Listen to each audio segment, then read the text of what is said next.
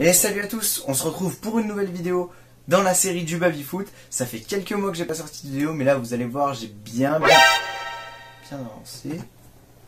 C'est quoi ça? Oh les gars, alerte rouge. Bip bip bip, radar à toi. Bip bip bip bip bip, détecteur de chouin bip. Ah vous le voyez, c'est écrit hein. Moi je sais lire le chinois.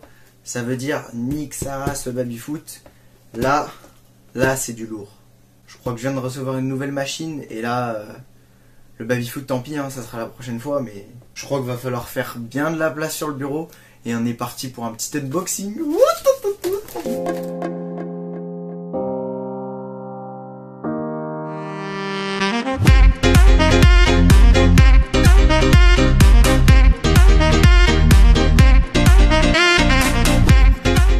Bon alors faut savoir que cette vidéo est un peu en collaboration avec une marque. Je me suis tout simplement en fait rapproché d'un vendeur Amazon qui vend tout simplement cette machine.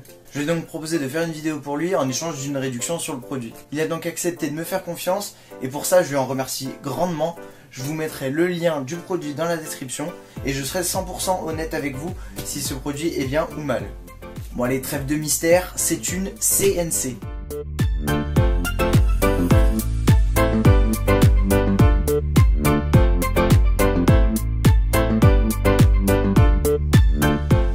C'est une machine en gros qui sert à graver et à enlever de la matière. Donc là on est sur un micro-modèle. Hein. Je vais pas aller arracher de l'acier à grande vitesse. Je pense qu'il y a déjà bien matière à s'amuser avec ce genre de matériel. Puis c'est quelque chose que j'avais pas du tout, donc j'avais envie de tester. Pour le prix, vous pouvez la retrouver à 200 € sur Amazon, ce qui est vraiment pas cher. Bon allez c'est parti, place à l'unboxing. Bon gros budget sur cette vidéo, on se retrouve avec une deuxième caméra pour filmer l'intérieur du colis. Donc après la première couche de mousse, on se retrouve avec plein d'éléments. Donc ce que je vous ai pas encore dit, c'est que c'est une CNC évidemment en kit. Donc là je vais devoir avoir un petit temps de montage. Donc là déjà la première pièce que je vois et que j'ai prise, c'est le bloc moteur. Là c'est la tête qui va enlever tout simplement la matière. La pièce a beau l'air en plastique, je peux vous assurer qu'elle pèse son petit poids. Bon c'est aussi dû au moteur, mais elle m'a l'air tout à fait robuste. Une pièce maîtresse évidemment, on a le moteur de la fraiseuse, enfin la fraiseuse tout simplement. Donc là c'est là où on va venir mettre la mèche afin de pouvoir enlever de la matière. On retrouve ensuite, il me semble, la carte mère qui va tout simplement piloter la machine. On a ensuite l'alimentation, les deux moteurs pour les axes horizontaux et dans le sens de la largeur. On a ensuite un petit CD, j'ai l'impression, pour l'installation du logiciel. Un cordon pour alimenter les données dans la machine. Des cordons d'alimentation pour les moteurs. Une petite boîte avec la partie contrôle où on pourra bouger les différents axes manuellement au lieu d'avoir le programme. Ce qui est sympa et ce qui sera bien utile à mon avis, vu que je débute, ce sont un coffret de 10 mèches. Il faut savoir que dans ce genre de choses, les réglages sont très importants et quand on n'y connaît rien, on casse souvent des pièces. Donc le fait d'en avoir 10 comme ça, c'est vraiment intéressant. On arrive donc avec le manuel. On retrouve donc le plateau qui est à mon avis en aluminium, oui voilà, en profilé d'alu. Plateau quand même conséquent, vous voyez dans ma main, bon, ça a beau être une mini CNC, il y a quand même de la surface. Hein. Et là-dedans on va retrouver pas mal de choses. Donc là on a les pièces qui viennent sur le côté. On a les barres qui vont se mettre sur le côté du plateau. Donc ces barres là qui vont aller ici. On a full de roulement, on a encore full d'éléments structure et enfin les différents axes bien graissés que je vais laisser dans le carton parce que j'ai pas envie d'en mettre de partout. Bon là ce que je vous propose c'est qu'on arrête de voir ma gueule parce que bon, il n'y a pas énormément d'intérêt. Je vais essayer de vous détailler les étapes de la construction sans que ça devienne trop chiant. Puis après évidemment on va faire un petit test, hein, il y en a besoin quand même, on a envie de l'avoir fonctionné. Et évidemment je vous donnerai mon avis sur cette machine et puis voir si c'est intéressant de l'acheter ou pas à ce prix là. C'est parti!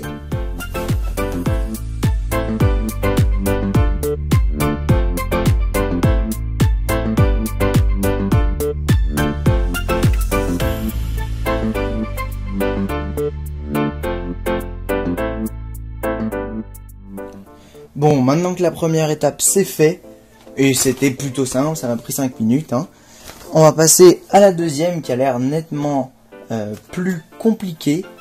Donc là c'est tout simplement l'installation du plateau avec les moteurs et tous les roulements. Donc bah c'est parti.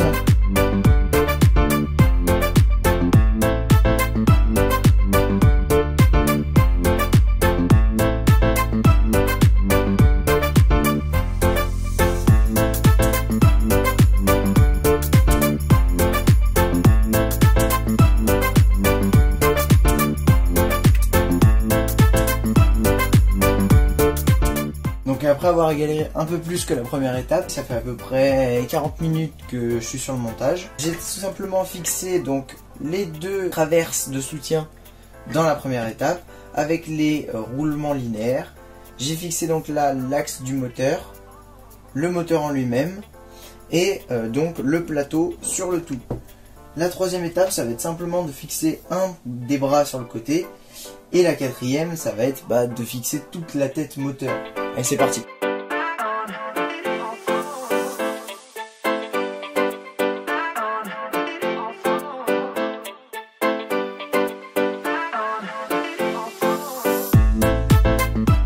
Bon, pour cette étape, on utilise des petits écrous T-nut.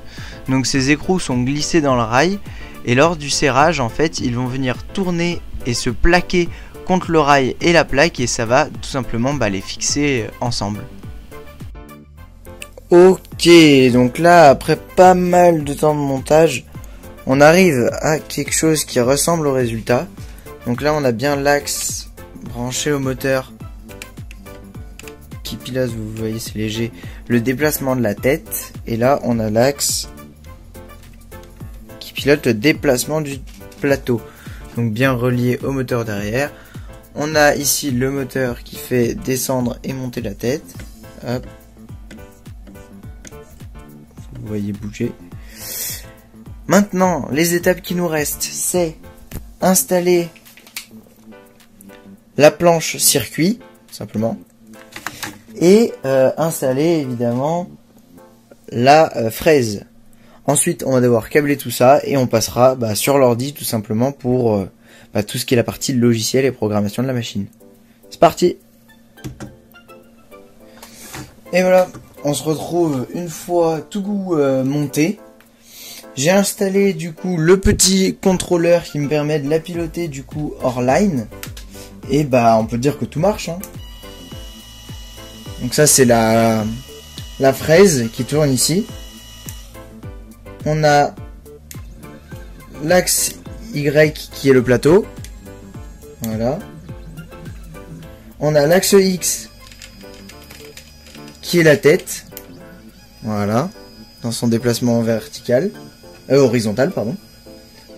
Et on a du coup l'axe de haut en bas pour la tête.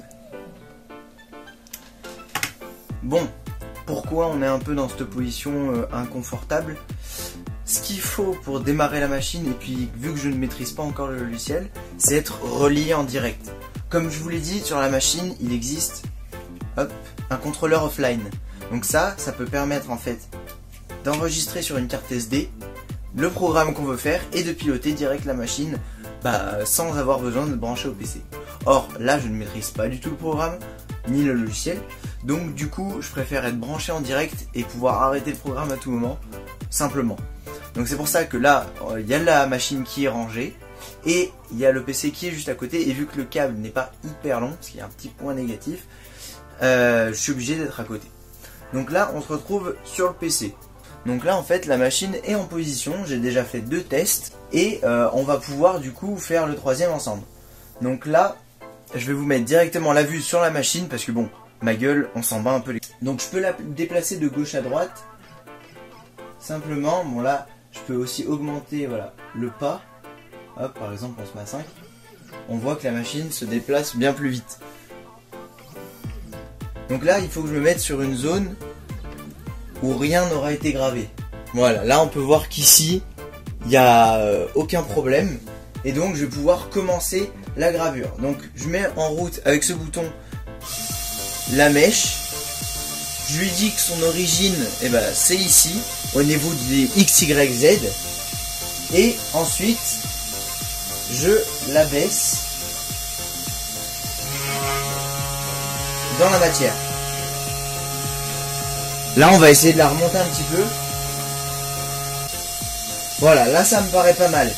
Du coup, une fois que le point est fait, on lui dit que son point 0 c'est ici.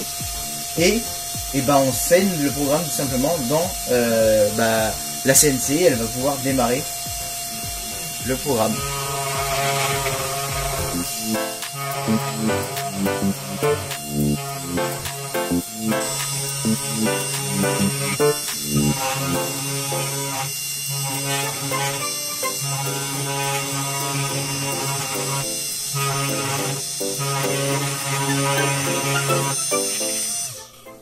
Ok, donc là on voit que l'imprimante a fini. On lui dit ok, son travail est fait, elle nous a indiqué le temps. Et du coup, on est nickel, on n'a plus qu'à relancer une impression, enfin une gravure ou une découpe si on veut. Ça y est, c'est l'heure du débrief. Donc j'ai bien poncé la petite planche, j'ai également soufflé pour virer tous les débris et tous les copeaux. Et on peut voir que le résultat est vraiment sympa. Donc on remarque que la première gravure était pas très profonde, la deuxième l'est un peu plus et la troisième l'est carrément plus. Le résultat est vraiment sympa et je m'attendais clairement pas à avoir de résultats aussi probants dès la première utilisation. Je vais terminer doucement cette vidéo en vous donnant les points positifs et négatifs de cette machine selon moi. Donc pour moi, en tout cas pour graver du bois, la puissance de cette machine suffit largement. Ça paraît déjà super et à mon avis je peux déjà graver pas mal de choses. Le fait qu'on puisse graver du coup de l'alu, du cuir, du verre, du bois, tout ce qu'on veut, c'est vraiment un plus. Donc les possibilités sont vraiment pas mal. Le volume est déjà vraiment intéressant. Donc le prix, revenons-y, c'est aussi un super atout de cette machine. Le montage n'est vraiment pas long, honnêtement j'ai mis 1h15 pour toute la montée en prenant bien soin de ne pas faire de conneries. Pour les points négatifs, je pourrais citer le câble qui est relié au PC, qui est un peu court. Néanmoins, comme je vous l'ai dit, on a le boîtier offline pour piloter et enregistrer directement le programme sur la carte. Donc à mon avis ça va pas être un problème dans le futur, mais pour l'instant, vu que je dois le gérer depuis le PC, ça me pose problème. Honnêtement, je suis incroyablement bluffé par cette machine et par son prix. Je m'attendais vraiment pas à voir ça. Au niveau de l'interface sur le PC, c'est clair, j'ai mis 5-10 minutes à la comprendre. Un dernier point négatif, ça serait peut-être que le tout soit en anglais. Moi, ça m'a pas du tout posé de soucis, je pense que ça posera pas non plus à la majorité d'entre vous. Mais voilà, ça peut éventuellement être problématique. Normalement, la prochaine vidéo, ça c'est celle de l'épisode 2 du Babyfoot. En tout cas, merci d'avoir regardé cette vidéo. Si elle t'a plu, n'hésite pas à laisser un like ou un commentaire. Puis même la partager, hein. Moi ça me fait toujours plaisir et ça m'aide. À une prochaine, n'arrêtez pas de bricoler et puis ciao.